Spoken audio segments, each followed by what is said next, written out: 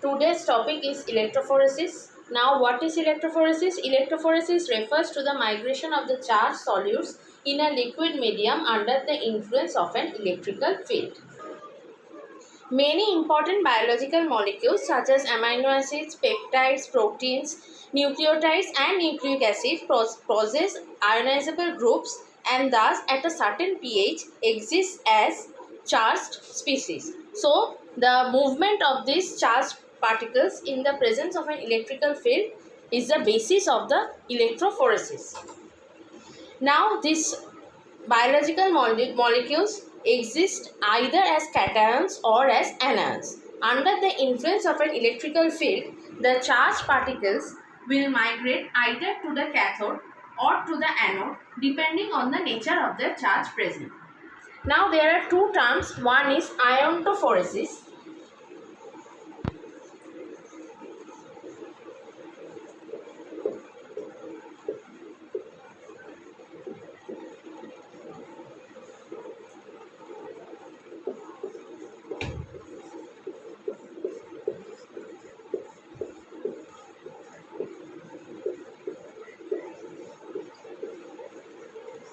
Now this iontophoresis means a migration of small ions, and the electrophoretrogram is a pattern of distribution of the biological molecules which is visible to us. Now there are certain factors affecting electrophoresis. The first most important factor is the net charge of the particles. Second, the size and shape of molecules. Third, electrical field strength. Fourth, the properties of the support medium. Fifth, the temperature of operation. Sixth, the pH of the solute particles. And seventh, the property of the vehicle. All these factors influence the rate and the type of electrophoresis.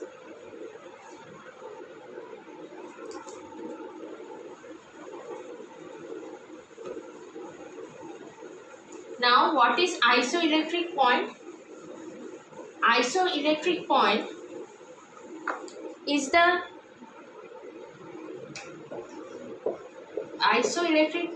the pH at which the protein molecules exist as zwitterions, and thus they have their net charge is 0, and so at the isoelectric point there is no migration of the protein molecules to any of the side, that is either to the cathode or to the anode.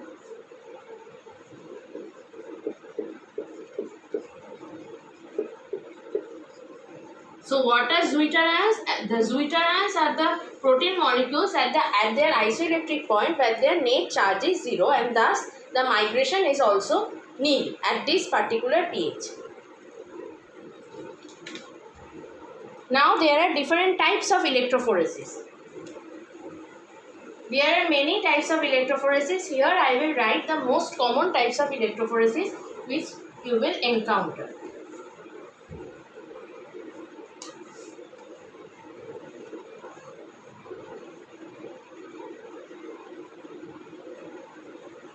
Now the first most common and previously used method of electrophoresis was starch gel electrophoresis. Nextly, the agarose gel electrophoresis, cellulose acetate electrophoresis. Nowadays, the most commonly used electrophoresis is the polyacrylamide gel electrophoresis or PAGE. Next,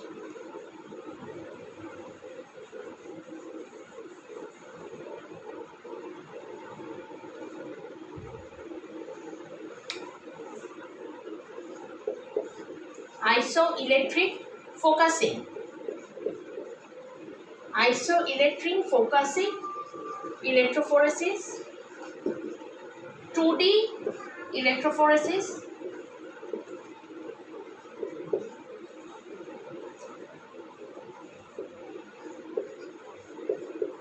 capillary electrophoresis, and lastly, these techniques have developed recently, the blotting techniques, and there are 3 types of blotting.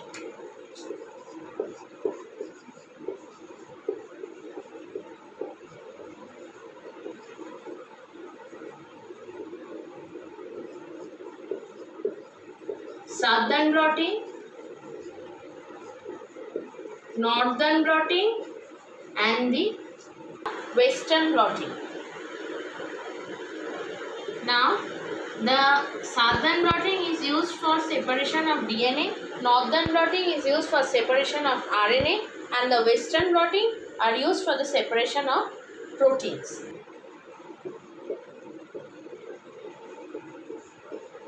Now, I will tell you about the principle of this method of electrophoresis. Electrophoresis is carried out in there are some key points. In a buffered medium, there must be a buffer, and this buffered medium helps to maintain a fixed pH so that the charge on the particles and hence the migration of that particles remains constant throughout the process of electrophoresis. So electrophoresis is always carried out in a buffered medium, resulting in a fixed pH, and thus the charge and the migration of the particles remains constant throughout the whole process of electrophoresis. Now, when a mixture of high molecular weight ampholyte molecules such as protein, in this case I am telling you the most commonly used molecules which are used for electrophoresis are proteins. So proteins, when introduced into a system covering the pH range of their isoelectric points I have explained earlier. So covering the pH range of the isoelectric points, the molecules will migrate towards the cathode or anode until they come at the point where their pH is equal to the isoelectric point, and thus at that point the migration stops and the proteins get stagnant in that isoelectric point. At this point there is no net charge on the molecules, and thus the proteins remain stationary. Now, the most commonly used buffers for electrophoresis are Barbital buffer and TEB buffer. I am writing the buffers.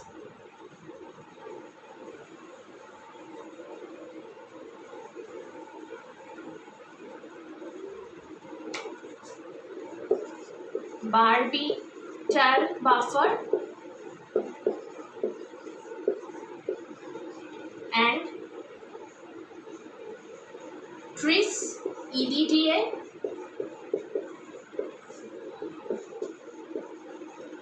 boric acid buffer, which is also known as TEB buffer in short. These are the two most commonly used buffer systems. Now coming to the principle, for electrophoresis a constant current source is always preferred. The flow of current through any medium which offers resistance produces heat, and this production of heat results in increase in conductance and as a result decrease in resistance. So, heat results in increase in conductance and decrease of resistance of the medium.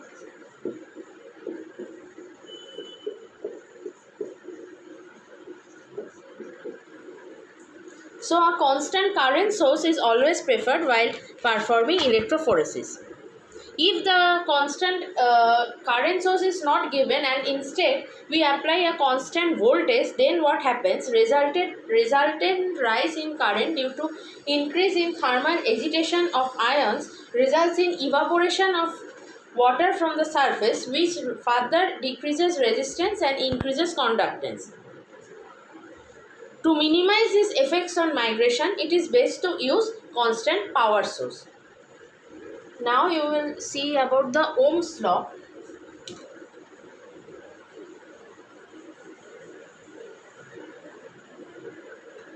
When electric current is passed through a medium, such as in this process of electrophoresis, Ohm's law is always applied, and what the Ohm's law states? Ohm's law is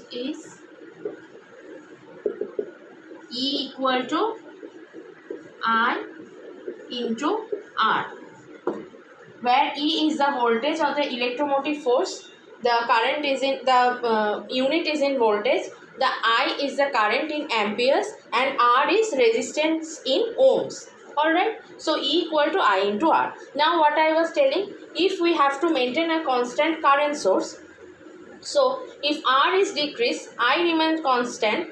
As a result, the electromotive force also decreases. So, the R decreases, I remains constant, and the electromotive force decreases. Electromotive force or the voltage. This decreases the heat effect, the heat production in the medium, and as a result the migration rate of these ions remain constant. Now, if a constant voltage source, that is the the E portion is remaining constant, then as a result what will happen? The current will also increase, and thus the rate of migration of the ions will increase. So, E should not be kept constant and I should always be kept constant. Otherwise, if E increases, then I also increases, resulting in the change in migration of these ions.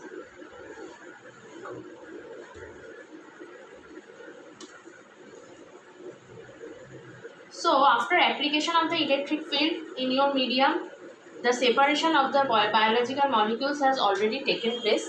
After the separation of the biological molecules is completed, then there some treatment needs to be done. So, it is known as the treatment after separation.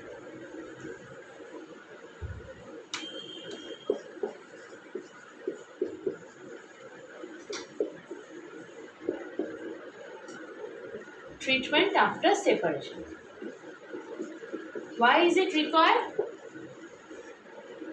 It is required because after separation has ended, we must preserve the separated portions. They should not diffuse into each other. Alright. Hence, fixation is necessary of these separated portions. How do you fix the portions? You fix it by consecutive staining and destaining. The stained portion can also be subjected to densitometric scanning. As a result, you will find the exact amount of the separated protein molecules in each stained portion. So, this scanning is also known as densitometric scanning. Now, I was talking about the buffers. For hemoglobin electrophoresis, the buffer is TEB buffer. For hemoglobin electrophoresis, the buffer is TEB buffer. TEB buffer, first you will make the TEB buffer, then you will make up the volume up to 500 milliliter and the pH will be set at 8.6. Alright, pH 8.6.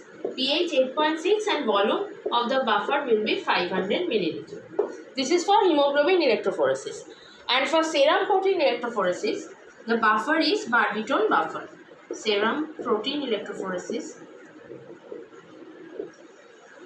the buffer is Barbiton buffer.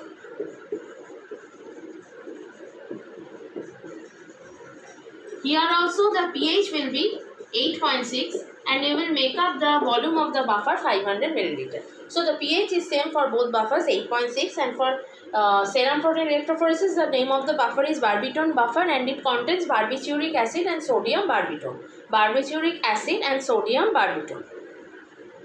Now what you will most commonly do in your laboratories, you will see that it is gel electrophoresis, and for that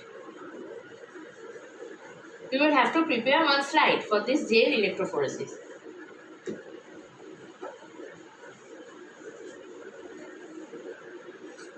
Gel slide for gel electrophoresis. So what is the material on this slide, gel slide? Agar solution 0.5 to 0.6% dissolved in distilled water. Alright. Agar solution 0.5 to 0.6% dissolved in distilled water. Now you have to smear and spread this agar solution on the slide and you will have to be very sure that there are no air bubbles present on the slide when you are smearing the agar solution on the slide. Now I was talking about the fixation of the separated protein portions. The fixation is done by staining and destaining. So first you will do the staining after the separation has occurred. Now the staining solution which you will use most commonly is the bromophenol blue in methanol. The staining solution is bromophenol blue in methanol.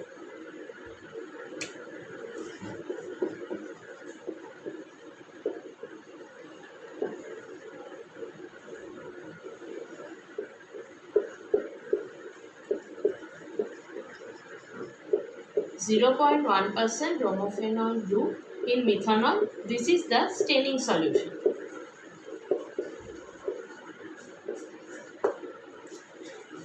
The next step is the destaining. Now, why are you using this particular compound for staining? Because the protein molecules generally take up the bromophenol blue very easily, and that's why the staining is done very quickly. Now, the next step is destaining, and for destaining,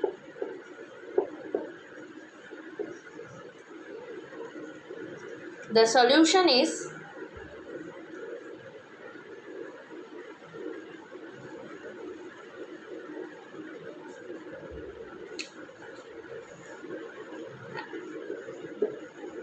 10 milliliter glacial acetic acid,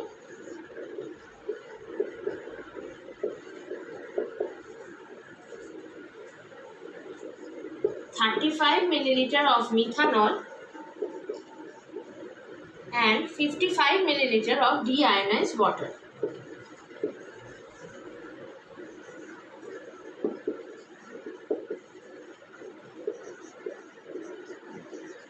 So for the destaining solution, you will take three substances. First the glacial acetic acid, then the methanol, and lastly the deionized water in the consecutive proportions. What is the purpose of destaining? It removes the excess stain and causes a further fixation of the protein molecules on your slide. First step is the removing of the excess stain, and second step is the fixation of the protein molecules on your slide. Now I will show you a schematic diagram of the electrophoretic apparatus which you will see in your laboratory. Now this is a schematic diagram of electrophoresis. Alright. So at first there are two types of electrophoresis. One is horizontal and one is vertical. So in your laboratory you will see this horizontal type of electrophoresis, and here you can use the agarose gel or cellulose acetate. So this is a schematic diagram of a horizontal agarose gel or cellulose acetate electrophoresis. So inside the whole apparatus there is a cooling plate. Above this cooling plate is a slide which I have told you earlier, the gel slide for the agarose gel electrophoresis. So this slide, whether it contains agarose gel or cellulose acetate, acts as a vehicle of the electrophoresis, and for the development of heat which is produced during electrophoresis, underneath the cooling plate is always present to prevent the heat to develop in large amounts.